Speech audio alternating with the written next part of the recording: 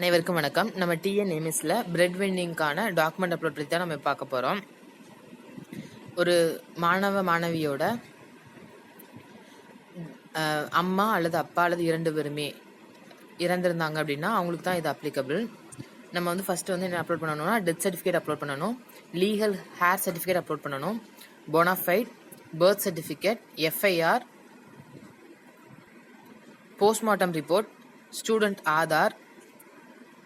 இப்போ living parent அல்லது Guardian, இப்போ வந்து சில இடத்துல வந்து அப்பா இறந்துருந்தாங்க அப்படின்னா லிவிங் பேரண்ட் வந்து அம்மாவாக இருப்பாங்க. அம்மா அப்பா 2 பேருமே இறந்துருந்தாங்க அப்படின்னா கார்டியன் தாத்தா அல்லது பாட்டி இவங்க யாராவது இருப்பாங்க. ஸோ அவங்களோட ஆதார் நம்மளுக்கு வேணும்.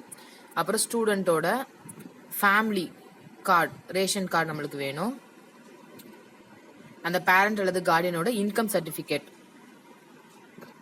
பேங்க் பாஸ்புக்கோட ஃப்ரண்ட் பேஜ், இது எல்லாமே நம்ம என்ன பண்ணணும்னா 1 MBக்கு லெஸ்ஸாக நம்ம வந்து ஸ்கேன் பண்ணி அப்லோட் பண்ணணும். இந்த தகவல் உங்களுக்கு ரொம்பவே பயனுள்ளதாக இருக்கும் நம்புகிறேன். நன்றி, வணக்கம்.